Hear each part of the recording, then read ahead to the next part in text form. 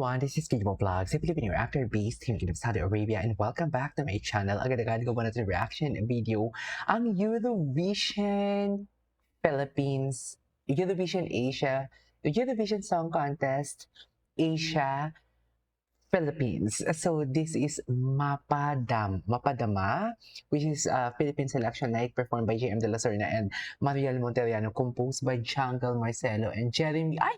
Si Jeremy!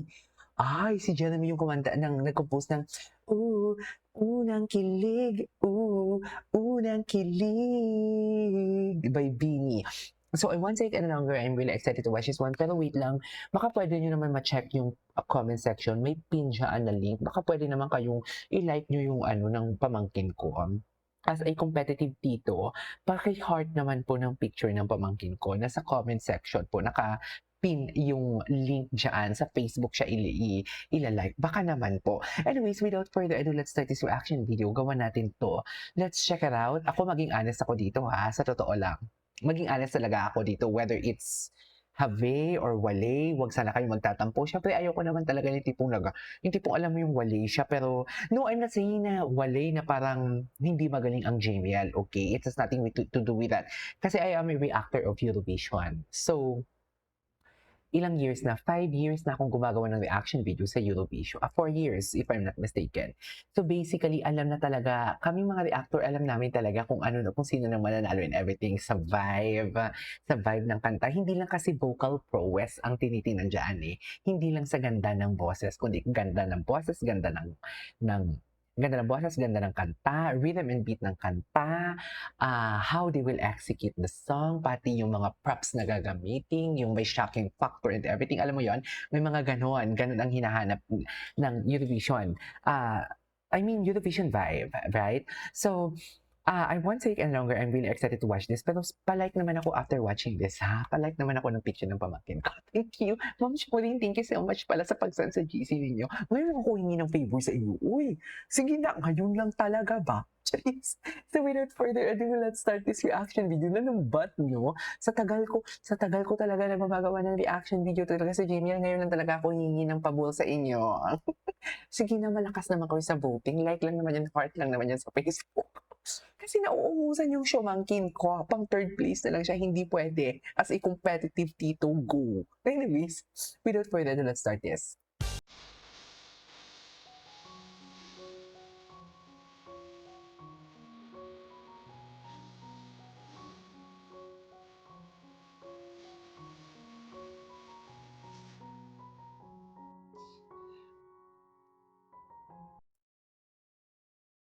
$12 points for Philippines. The highest points na may bibigay mo sa isa, I don't know kung parehas sa Eurovision The highest points na may bibigay mo sa, I don't know kung familiar ka sa Eurovision ba ako, and hindi ko din alam kung parehas ba yung Eurovision and Eurovision Asia, kung parehas ba ang voting, pero feeling ko parehas lang din naman. Pinakamataas niyan is 12 points. Okay? So, basically, may mga audience, may live votings, and may mga countries din.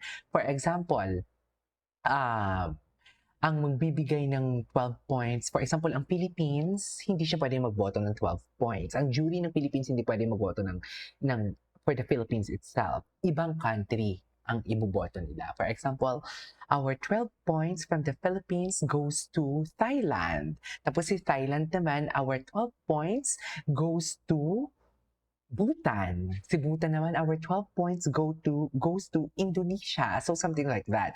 1 to 12 ang voting dyan. So, magvo-vote ang Philippines ng 1 to 12 sa ibang countries. Magvo-vote din yung ibang countries ng 1 to 12 sa ibang countries. Kasama na din dyan yung Philippines. Pero kung ang Philippine ang magboboto, hindi pwede tayo magboto sa kapwa natin, sa entry natin Filipino. Jury ang pinag-uusapan ko, hindi live voting. So, basically, dito muna tayo sa kanta. Natahimik ako sa introduction kasi ini-imagine ko how they will execute that. You know what I mean? Na para bang nai-imagine ko yung nai-imagine ko kung paano nila i-execute yan sa Eurovision Song Contest stage kung sila ang mananalo. Talaga, i-claim na natin to. Pero usually talaga ang nananalo sa Eurovision, it's grupo. grupo talaga siya and I have to be honest with you, if I'm not mistaken, ang Malaysia is nakapili na sila ng kanilang selection. Pero hindi eh. Marami din mga this year Bulgaria ang nanalo. So pero group kasi yun eh. Isang singer pero may mga backup dancer. Tapos um last year Austria, which is a Filipino as well, yun din yung nanalo. Usually talaga sa nanalo, pero for me, usually talaga sa nanalo is a grupo, tapos more on cultural. Cultural talaga. Like, culture. It's about culture ng kanta nila. Pero, dito sa Genial, nai-imagine ko talaga how they will execute this performance if sa selection night and of course syempre i-manifest na natin to sa Eurovision Song Contest stage Asia. Parang ang ganda lang, sa totoo lang. Parang alam mo yung boom, mic drop agad, ganun.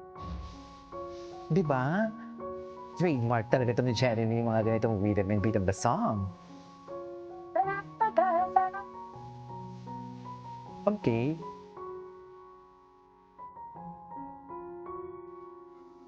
English? Oh my God, ang ganda! Tagalog. Oh, love the instruments as well. Hala, I cannot. Ganda ng kanta.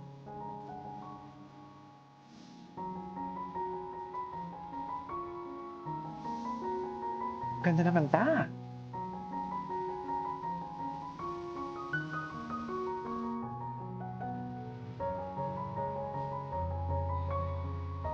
Wow.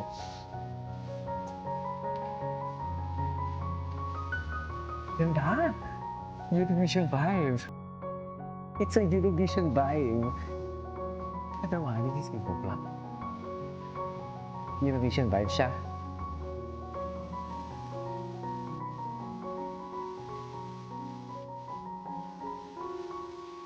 Eurovision vibe, oh my God.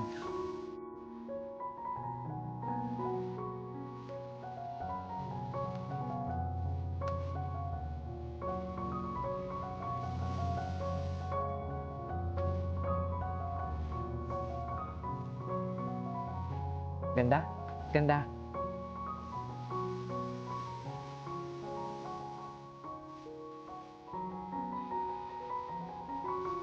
La la la la la la la la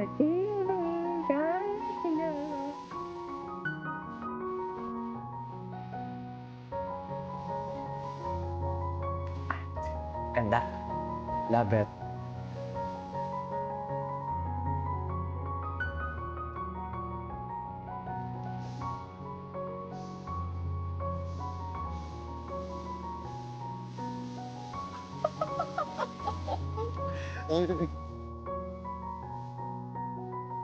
Wait, what was that? Wait, what was that? Oh my God!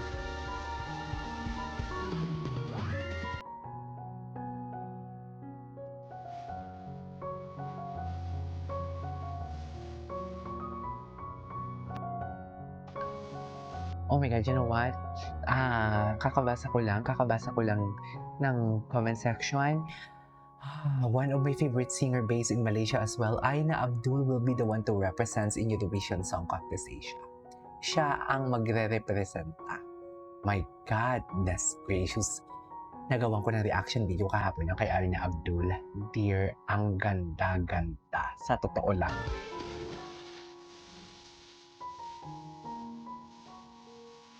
Hala, ang ganda ng kanta.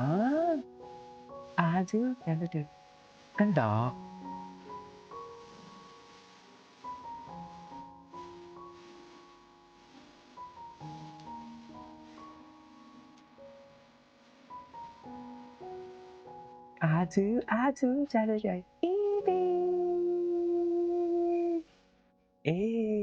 Ang ganda. Hindi ko pa napakinggan ang lahat, papakinggan ko din yung iba. This is K-pop Vlogs and see you on my next vlog. Bye!